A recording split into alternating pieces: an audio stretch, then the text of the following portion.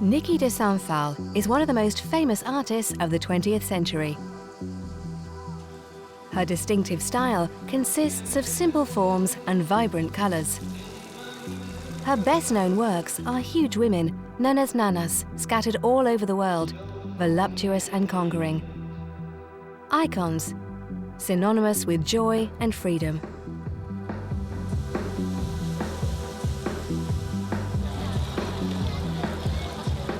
Throughout her life, Niki De Saint Phalle created apparently simple and playful art, invading public spaces and museums all over the world. But behind this public work, there hid an artist in revolt. A woman tormented by a childhood trauma which was to pervade her entire work. A feminist fighter, intent on settling her scores in life, one by one.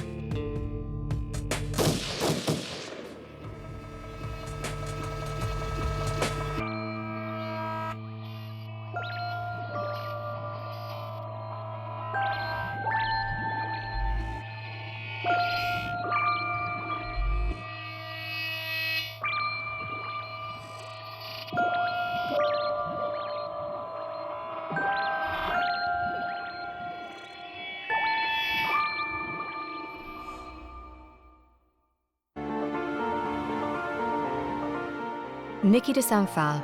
Hers is the story of a girl from a good family, a girl destined to lead an opulent and carefree life, but who was born into the depression and into tears. In October 1929, a financial crash brought down Wall Street and dragged America into a dramatic financial crisis. Among those worst hit was the wealthy banker André de Saint Phalle, a young Frenchman who was ruined by the collapse of the stock market. So much so that a year later, on the 29th of October 1930, he was so tied up in trying to recover his fortune that he did not find the time to go back to Paris for the birth of his first child, Catherine Marie Agnès de Saint Phalle.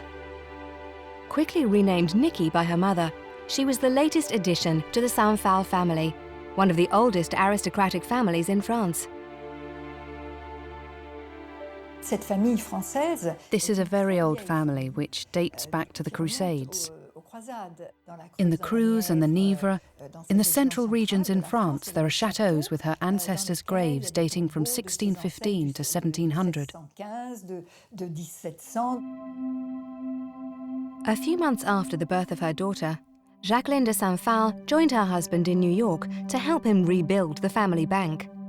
Left behind in France, young Niki was entrusted to her grandparents and shunted around between the numerous family properties in the French countryside. She spent several summers at this chateau, that of her grandfather, in Coudeau in the department of Yonne, surrounded by servants and governesses.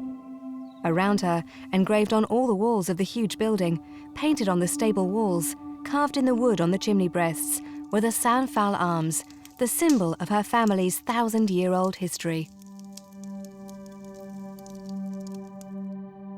In the evening, with her younger brother John, Niki was rocked to sleep by her grandfather's tales, legends of armour and heroism.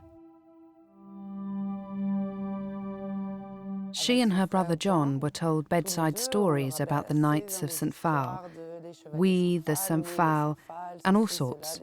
Amazing stories in incredible chateaux with the Saint Phalle arms, and they were told, you too will be Knights of Saint Phalle. She was constantly fed these legends of knights, slaughtered while on crusade, who carried the king's standard, who were knighted by so-and-so. One who was the companion of Joan of Arc. There were the most extraordinary stories in this family.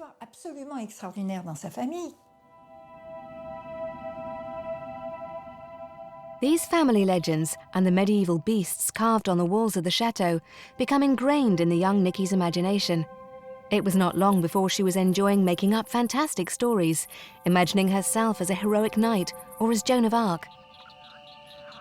But in the mid-1930s, she had to leave the French countryside and the family estates to finally go and join her parents in America. Is it your last word? Niki De Saint Phalle spent her childhood in the chic and bourgeois New York of the pre-war period. Following the stock market crash, the city changed and gradually became a new cultural capital, the symbol of the country's modernity. The Saint Phalles soon regained their fortune, and the family now lived the American dream in a smart apartment near Central Park.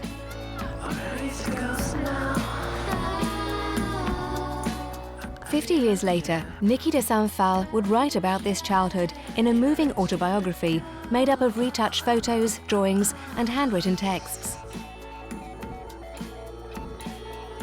She wrote about her walks along the streets of Manhattan and her home life where aristocratic tradition prevailed.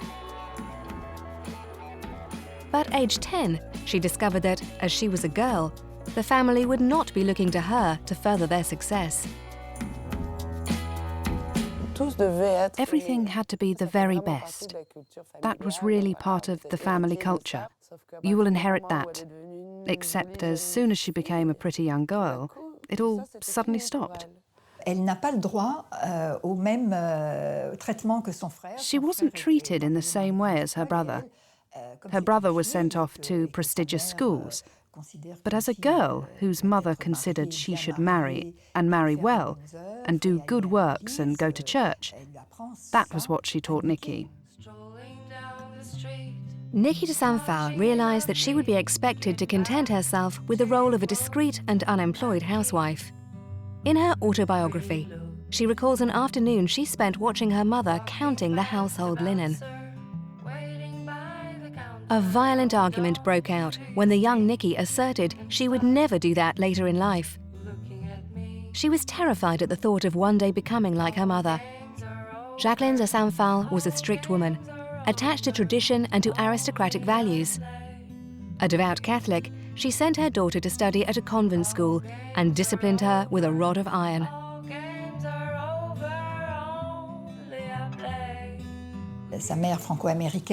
Her Franco-American mother was an extremely cold woman, excessively strict, and she treated her children very harshly.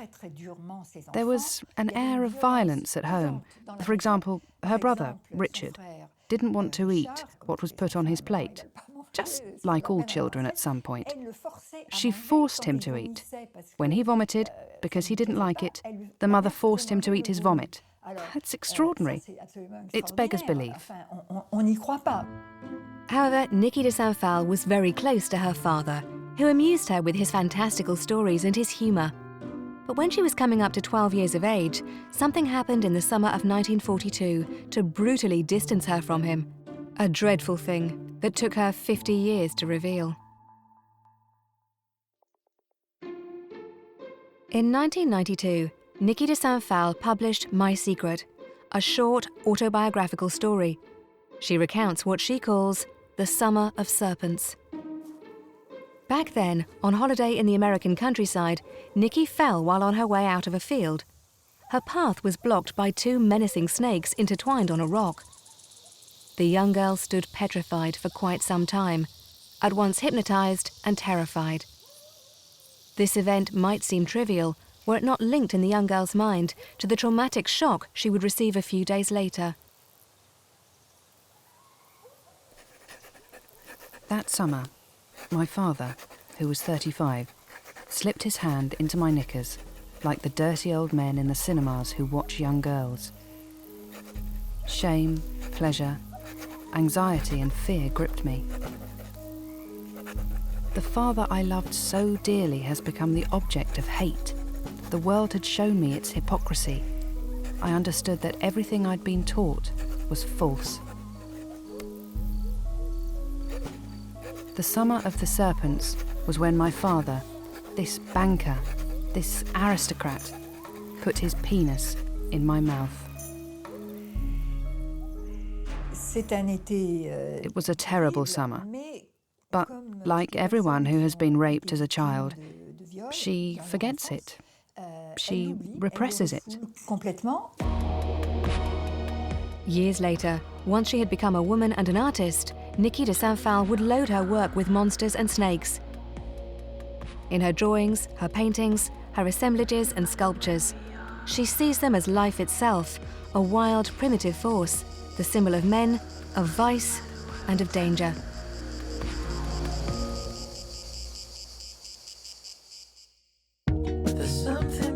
At the end of the 1940s, Niki De Saint Phalle was still a rebellious teenager, intent on making as early a break as possible from this family that so scared her. Age 17, she made a habit of escaping. Every night, in secret, she would go to New York bars of ill repute. Dressed up, made up, she loved parties, dancing, and flirting. Far from imagining that one day she would become an artist, Niki wanted to be an actress. So when she met the head of a modeling agency, she saw a way of getting closer to fulfilling her ambition. She had a strong sense of wanting to be independent, quite young. She was a very beautiful woman with beautiful blue eyes. A modelling career was all mapped out for her. She modelled for Vogue, in particular magazine covers. She took acting lessons. At 19, she did a succession of photo shoots for fashion magazines. She was even chosen to be on the cover of the famous magazine Life. Finally, the gods were smiling on her, when shortly afterwards she met Harry Matthews. Niki fell in love with this handsome soldier with whom she shared a great love of reading. While the young soldier was on leave, the couple married in secret and decided to elope to France. Niki De Saint Phalle turned her back on her family and all their rules, thinking she had buried her painful childhood for good. That was part of their rebellion, coming here to France and escaping all that and living their own life, which was bohemian, but rather one of ease, because Harry had money. The couple were excited to discover a Paris getting back on its feet after the war, intoxicated by cinema, theatre and jazz. Niki fell pregnant and her life seemed to be one of perfect happiness. But what with the sensible photo shoots for refined women's magazines and her life as a housewife, Niki was following closely in her mother's footsteps. Her revolt against the cult of the objectification of woman had not yet begun. It was a sudden nervous breakdown that would change her life. In 1953, the couple moved to Nice in the south of France. A few months later, she discovered Harry's infidelity with a neighbour. Feeling betrayed, she had a severe nervous breakdown. Now 23, she was no longer able to suppress the pain she had felt since childhood and stuffed herself with medication which dulled her mind. Panic-stricken, she even considered suicide.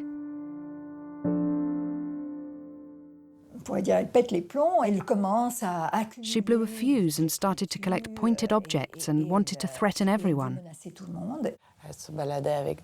She walked around with knives and anything that was dangerous and pointed.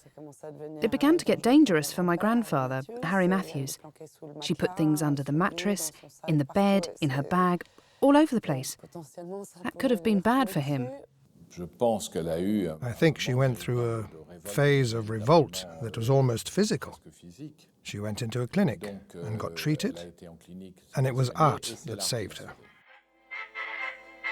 It was in the clinic, cut off from the outside world, that Niki would discover her voice.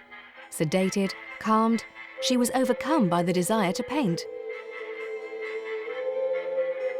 For several days, all she did was to sketch, distancing herself from anxiety and suffering. She drew obsessively. That freed her, and she realized that was her path, and that would be her motivation in life. It was art that stopped her from going mad. It was that crisis that made it possible for her to become an artist. She said that otherwise, she would have become a terrorist. She had gone into the clinic deeply disturbed and suicidal.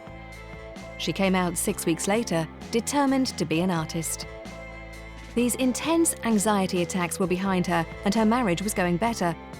She was no sooner home than, with the enthusiasm of someone who is self-taught, she frenetically started to paint everything around her. In her first pictures, as a way of showing movement, she often painted her daughter Laura dancing and having fun. Niki De Saint Phalle never took drawing lessons and did not know how to paint volume, but she doggedly carried on, rejecting academic study. She decided to become an artist and not to follow any art history or fine art courses. But that doesn't mean she was not cultured. She travelled extensively, visited museums, read prolifically. She knew her contemporary artists very well. She was a very cultured artist, but in her own way, and she would develop her own very personal language. Inspired by her childhood world of imagination, Niki De Saint Phalle gradually created her own distinctive universe. A deceptively childlike universe, much darker than it first appeared. It was often made up of nocturnal landscapes where women dance next to chateaux, monsters and snakes.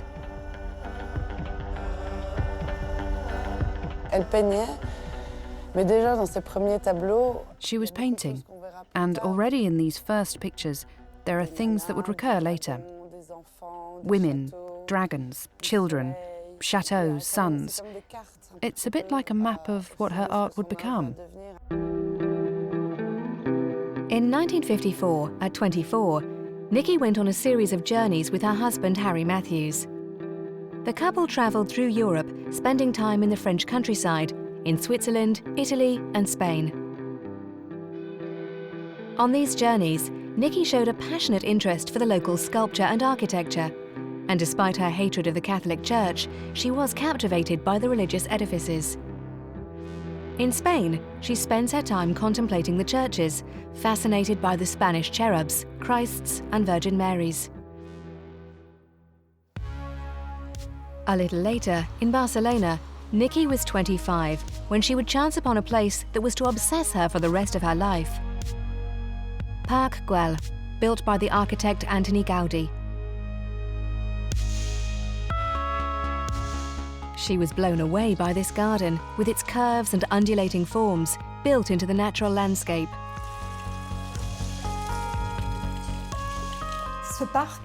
This park was a magical place for her because she discovered little bits of architecture there which seemed to be straight out of fairy tales.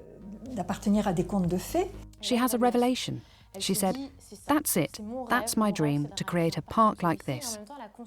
But at the same time, she realised it would take time and that she would have to mature in her artistic pursuits. But she keeps it at the back of her mind. That day, she spent hours studying the technique the architect had used to cover the park benches. It was troncadis, a collage of broken pieces of ceramic and china. Back in France, she reinvented troncadis, and from then on, stuck pieces of broken dishes on her pictures. Using this technique, she created this self-portrait, which combines glass, ceramics, and drip painting like on Jackson Pollock's works. At the centre is her gaunt face, dark and tortured. If this portrait is imbued with a sense of immense solitude, it is because at this point, Niki De Saint Phalle had once again fallen victim to her anxiety attacks.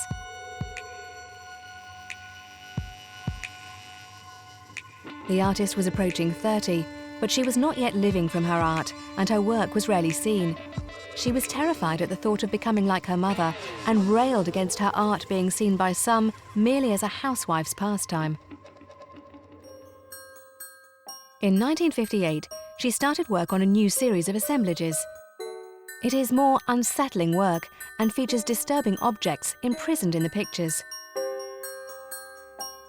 The collage work included things that were less and less innocuous. Razor blades, cutting instruments. Often the toys she used are missing legs and arms. Their eyes are closed. They are covered in paint or plaster. You get the impression that she is not particularly happy.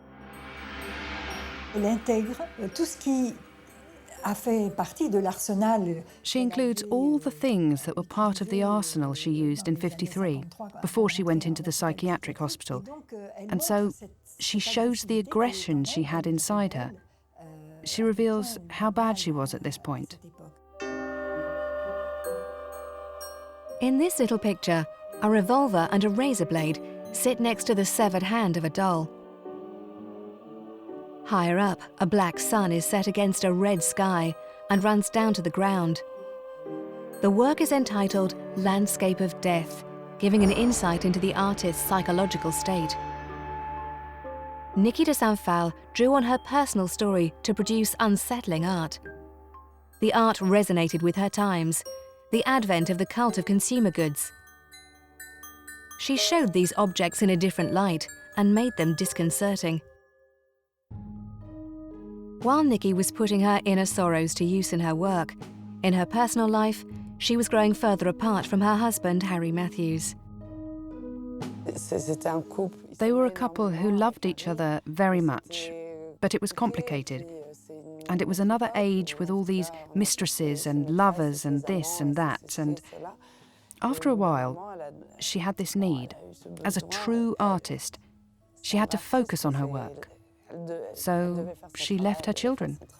And they were young at the time. It's what Virginia Woolf called a room of one's own, and wrote a book about it with this title. There would be more women writers. Had women had a room of their own and were able to shut themselves away and be quiet. And she needed space to herself. She would always need that. She really needed to be alone to work. Age 30, determined to live from her art, Niki De Saint Phalle left her family and went to live in Paris, on her own and without an income. She went back to find a place she had discovered a few years earlier, a sort of court of miracles, where some radical artists were working. In the heart of Montparnasse, Impasse Resin was no more than a bit of wasteland, a bohemian labyrinth full of insalubrious workshops taken over by artists. The most famous of them was Constantin Brancusi, who had lived and worked there since 1915. Marcel Duchamp also worked there for several months. From her very first visit, Niki was struck by the poverty in the Impasse Resin. The toilets were very small for 25 people. People ate in the alleys.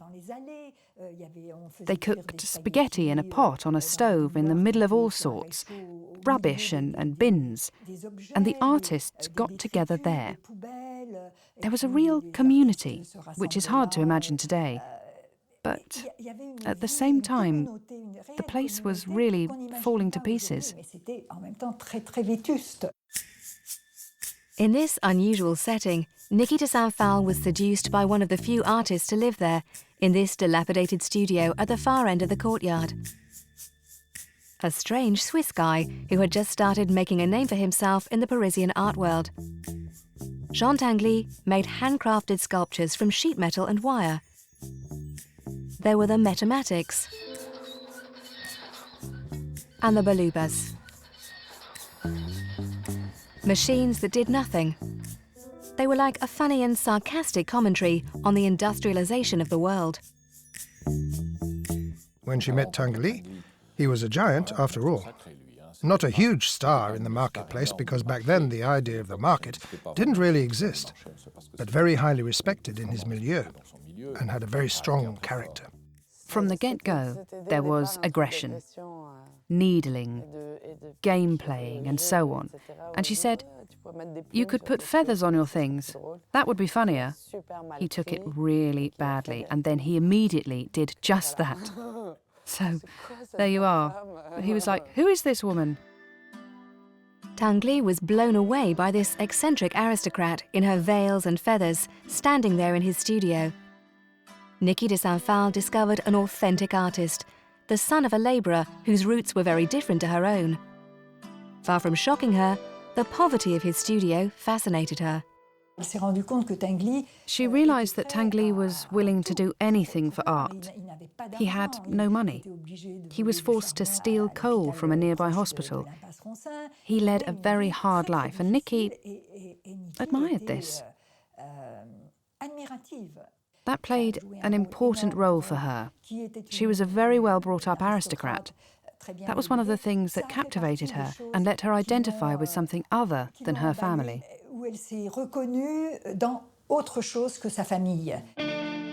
There was clearly a shared artistic complicity between these two proponents of a seemingly playful yet more ambiguous art. Niki began to regularly go with Jean Tinguely to the scrap merchants, helping him find the raw material for his sculptures. He gave her self-confidence. She was very concerned that she couldn't draw things in perspective. For example, Tinguely said to her, "Technique is nothing, dreams are everything." And that was really it. Niki decided to dream in her art. Their friendship gradually grew into romance, and at the end of 1960, Niki De Saint Phalle moved in with Jean Tinguely in his studio in the Impasse Resin. A month later, she abandoned her assemblages of scissors and knives and created a work that enthused Jean Tinguely. There was some problem with one of her lovers, and she herself talked about it. She wanted to somehow exercise it.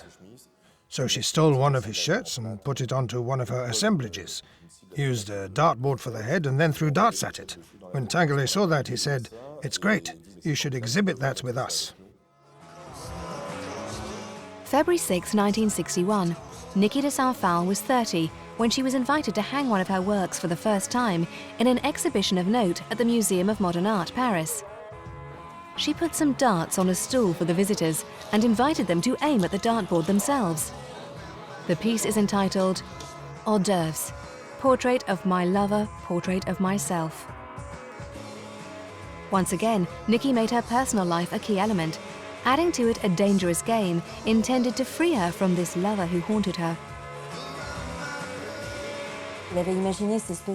She imagined this rather voodoo ritual of throwing darts at this portrait, and she's not the one who throws the darts. She invited the public to do that, so it was participative.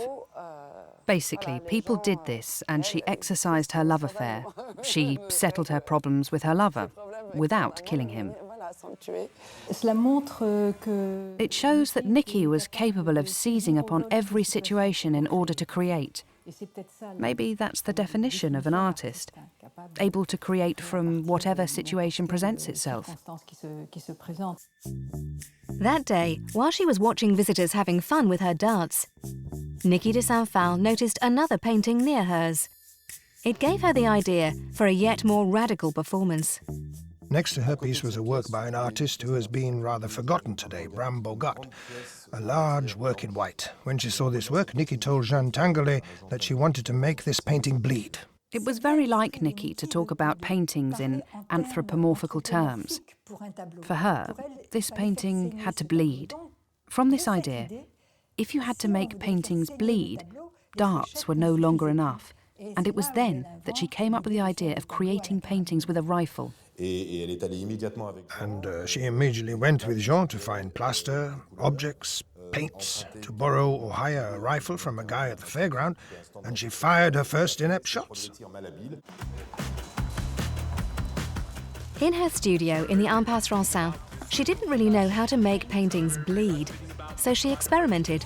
She placed large pockets of paint randomly on a wooden board and covered it all with a thick layer of plaster. The result was a crude relief, which she was eager to hang out in the courtyard. With Jean Tinguely and a small group of friends as her audience, she drew her rifle and fired.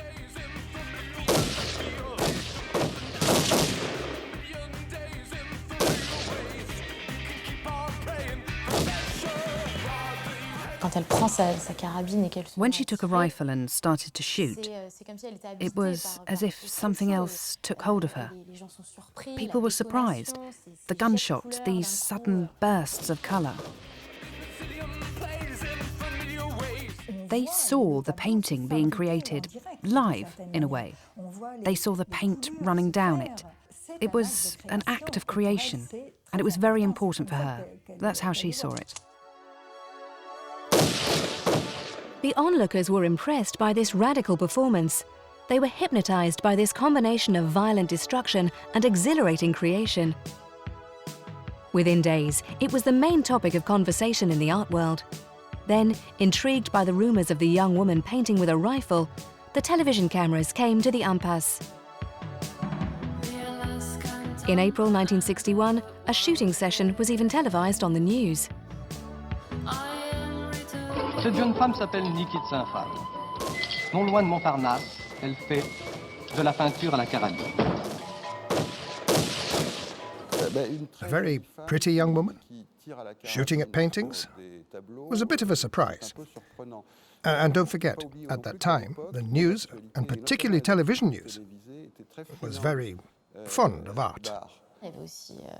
There was curiosity and a bit of voyeurism too, I think. Seeing a woman with a rifle.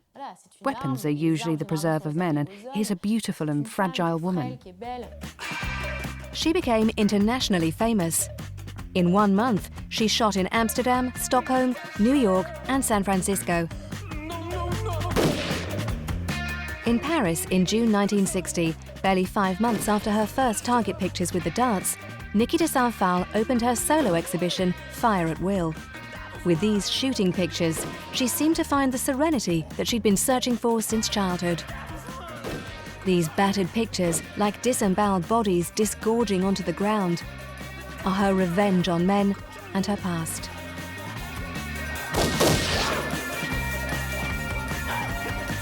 Shooting at the plaster, she lances an abscess. She shoots, and she recounts that she is in a sort of trance, as if drugged, when she shoots, and she even says it's victimless killing.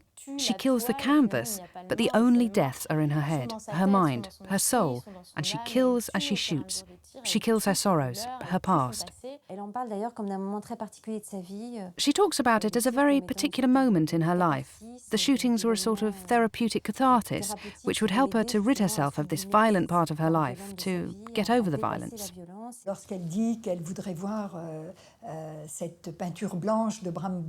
When she said she wanted to see Bram Bogart's white painting covered in blood, to see it injured, of course, it leads you to think of a stain on purity and to what happened to her as a child.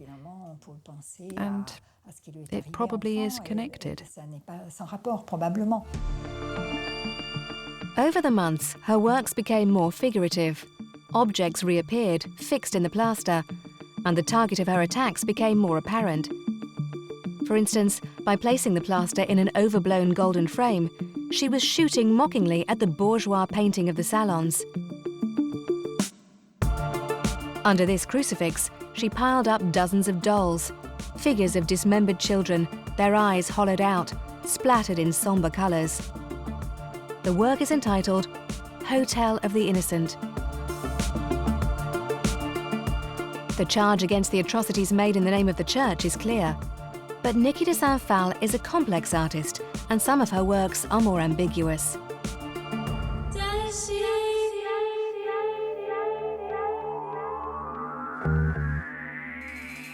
This majestic black and white altar, desecrated by paint, seems to be both a decree of the death of the church, as well as a sublimation of the religious figures which she had admired in Spain some years earlier.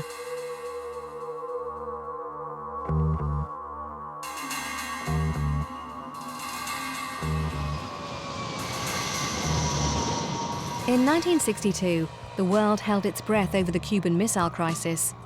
The Cold War had never been as tense, and Niki De Saint Phalle saw the signs that the world dominated by men was in the process of being destroyed. On King Kong, a huge assemblage measuring 6 meters in length, she put together a story combining the symbols of marriage, family, religion, and politics. In her rifle's firing line are assembled the heads of Khrushchev, Castro, General de Gaulle, and, like a macabre omen, that of John Kennedy, assassinated a few months later. Further on, a sort of Godzilla, a symbol of the nuclear threat, prepares to devastate New York and its towers. This picture, one of the artist's most beautiful shooting pictures, is the history of the world ruled by men, racing headlong to its destruction.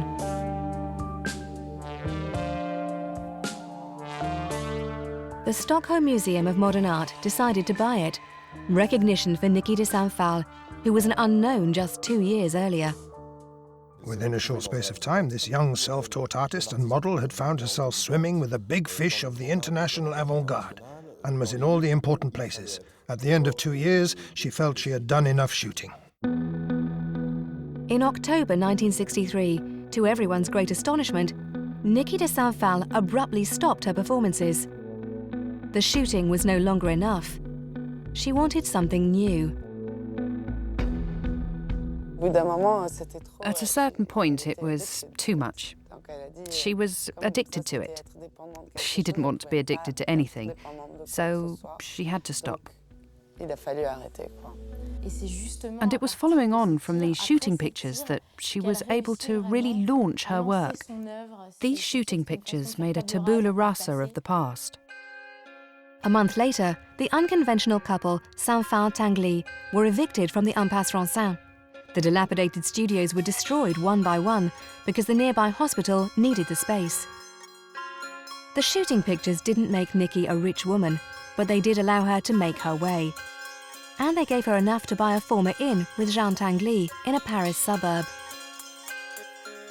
She was finally independent and set up a more spacious studio and started on a first assemblage. On a piece of wood, she sculpted a form from plaster and wire. Then, one by one, she attached dozens of plastic figures. Gradually, the form of a larger-than-life woman took shape, immodest and monstrous. Between her thighs, a plastic baby falls from her innards. Her body is crawling with animals, miniature soldiers, and flowers. She is like a supreme mother giving birth to the whole world. It was the first in a series of brutal representations of motherhood that seemed to come straight from the artist's subconscious.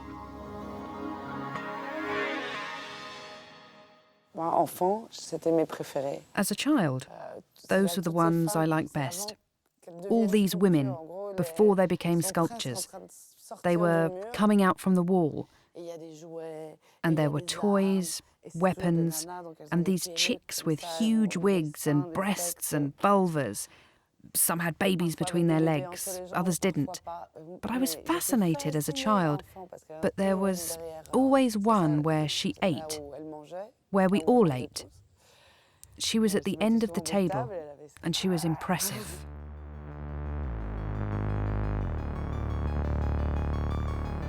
Revealing these naked and raw bodies, Niki De Saint Phalle shook those who saw them, more accustomed to the sanitized representations of women of the time.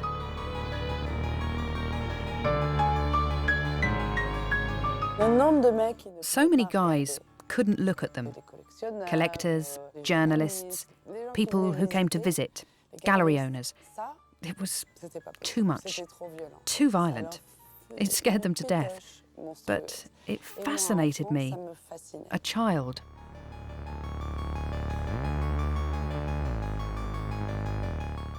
At that time, there were things that were hidden, things that you didn't say, things that were very taboo.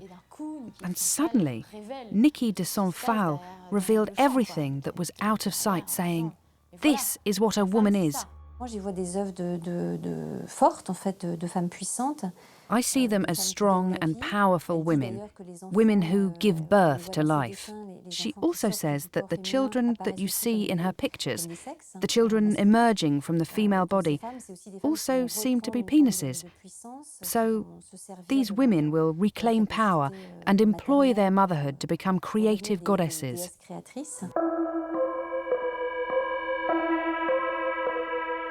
Niki De Saint Phalle had found the subject that she would return to time and again throughout her life. From 1963, alongside the series of birth pictures, she procured a number of wedding dresses decorated with lace and frills. Soaking them in a glue she had produced, she was able to manipulate them as she wanted, and thus started her first series of sculptures. Brides, thin, pale, rigor mortis-like. Zombies corseted in straitjackets, preparing to celebrate a macabre ceremony. Works which, as ever, express her rejection of patriarchal values.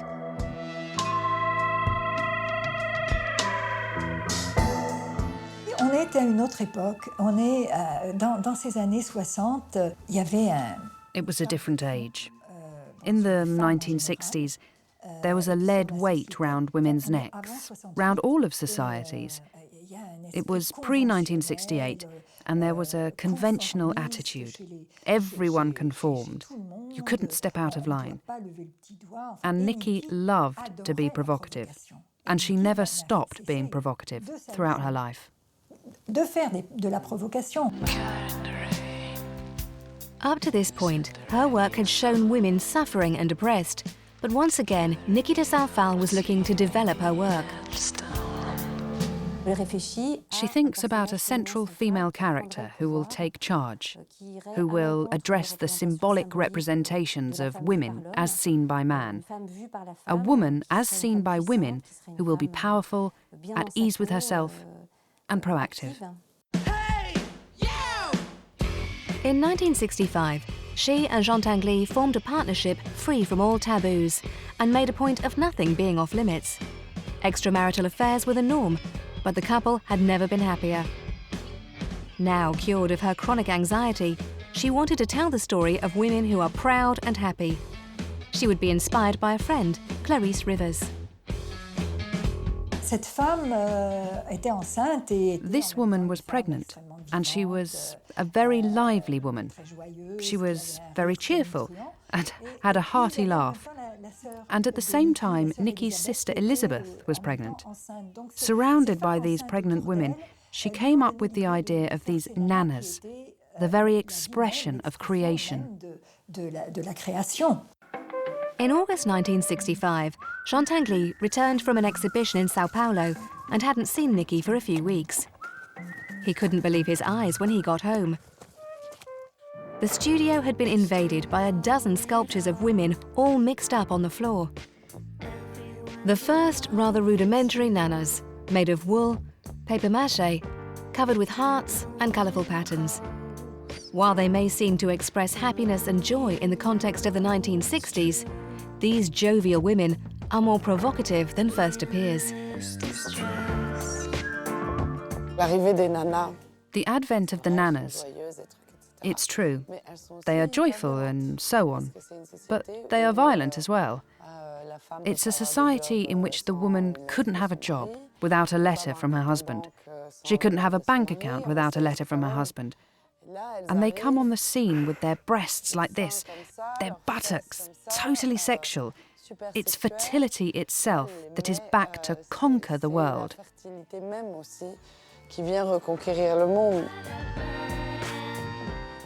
These nanas are emancipated women who take over these public spaces. They're in swimsuits, they're sporty, and represent the modern woman who was appearing in the 1960s. Niki De Saint Phalle accompanies and heralds the development of society at that time. Niki De Saint Phalle improved her technique. The sculptures were now in hard resin, a material that enabled her to step up the pace of production. The first exhibitions enjoyed immediate success. An army of eroticized and modern nanas set out to take on the world. They were exhibited in New York, London, Amsterdam and Montreal. Niki De Saint Phalle sculpted them on an increasingly grand scale, convinced that these nanas must be immense because men are, and they needed to be outdone. Her conquest of public space didn't take place without a ruckus. In 1974, there were significant protests by some local residents when 3 nanas were installed on a square in Hanover in Germany. To no avail, the protesters charged the 3 dancers of sullying the image of the city's founding father, sitting atop his horse a few streets away. Niki De Saint Phalle was jubilant about her victory over a symbol of the patriarchal and warlike society.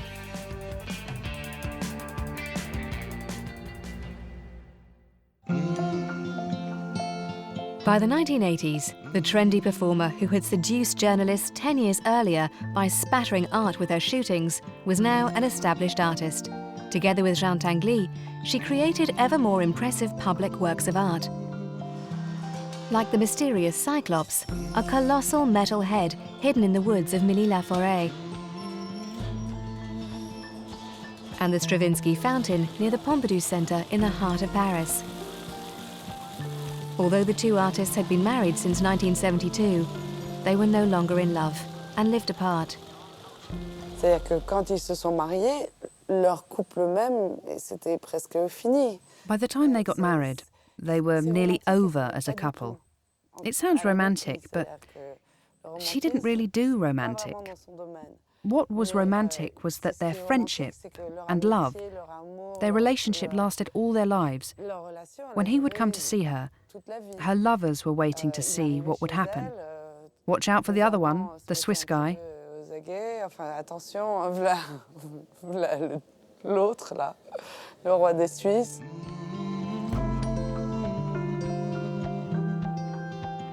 L'idée que les gens ont de ce couple est beaucoup plus romantique. The notion people have of this couple is much more romantic than the reality. They were constantly introducing their lovers and mistresses to each other in a competitive way. Seen my latest mistress? Seen my latest lover? It was done in such a way that I think one or the other must have suffered. Niki De Saint Phalle left France for Italy with the intention of realising the dream she had held for 25 years, ever since she had discovered Park Güell in Barcelona.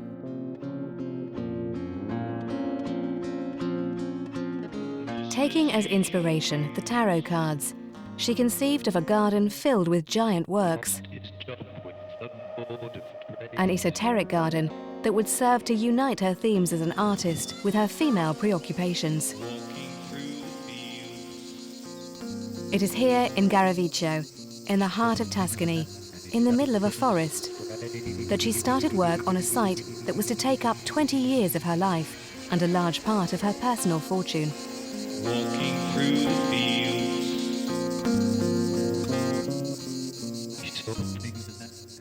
Elle quitte Paris. She left Paris, where she had her friends and her family, and went off alone, to be on her own there. She hardly knew anyone. She would spend all her time with the labourers who worked for her, whom she had taken on.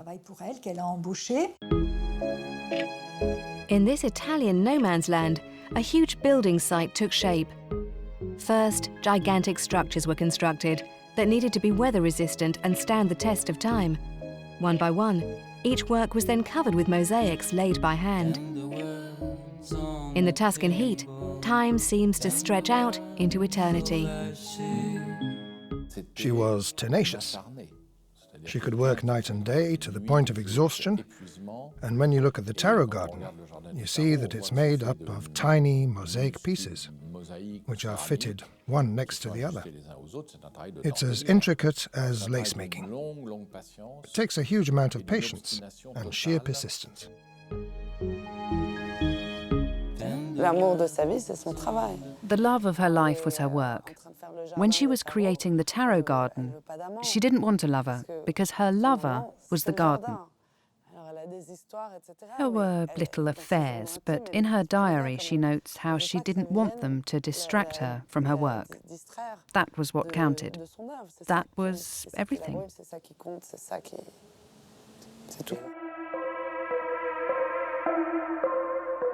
In 1983, 4 years after work started, the first piece was complete. The imposing Empress. A monumental Nana in the form of the Sphinx that exerted an inexplicable attraction over the rare visitors to the site.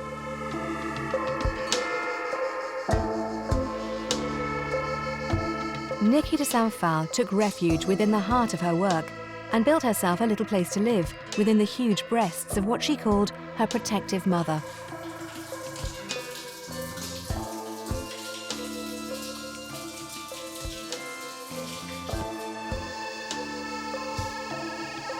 Living in conditions which were basic, with little comfort or coziness, weakened her health. In 1984, she was bedridden with chronic arthritis for several days. She fell ill. She had arthritis and said it was her hell. So she was aware she had to go through periods of hell. She thought she had to go through them to make progress, that she had to suffer in order to create, so that it would be a paradise for others. Niki De Saint Phalle wanted to prove that a woman could take on such a tough challenge. Antoni Gaudí had had a patron to finance his Park Güell. She didn't want one and decided to find the necessary money herself. To do that, she threw herself into selling products derived from her work. She put a lot of money into it. She financed the whole thing herself, which is quite exceptional. She created a perfume, she sold publications, she made vases and furniture to finance her garden, to be completely free of others' demands. For example, asking her to go faster, to make it bigger, to make it smaller, and so on. She did exactly what she wanted to do. I think the garden cost her 3 to 4 million euros in today's money, over 15 years. It's a huge amount of money.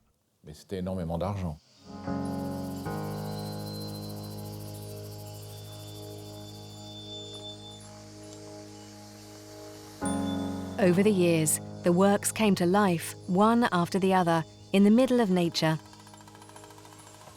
At the entrance, the High Priestess, fountain of wisdom and symbol of feminine intuition.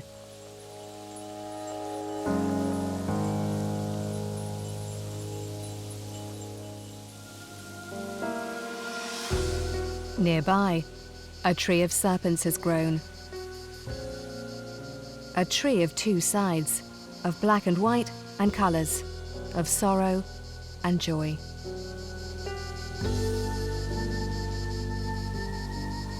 On one side, Niki De Saint Phalle painted her years of happiness with Grande. On the other side, tears and monsters.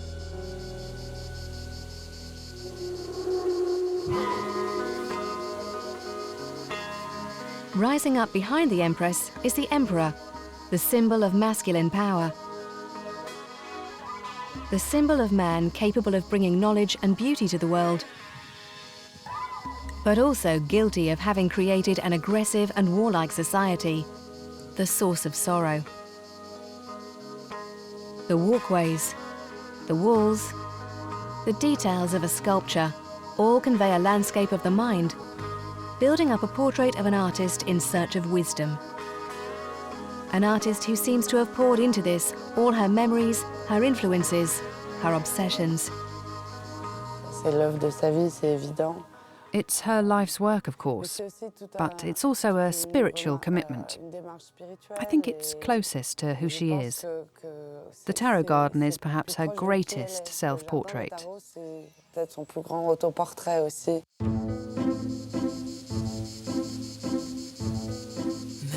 In August 1997, nearly 20 years after work on the garden started, it was finally complete. A hymn to joy and contemplation, it opened to the public, and they've been coming in great numbers ever since.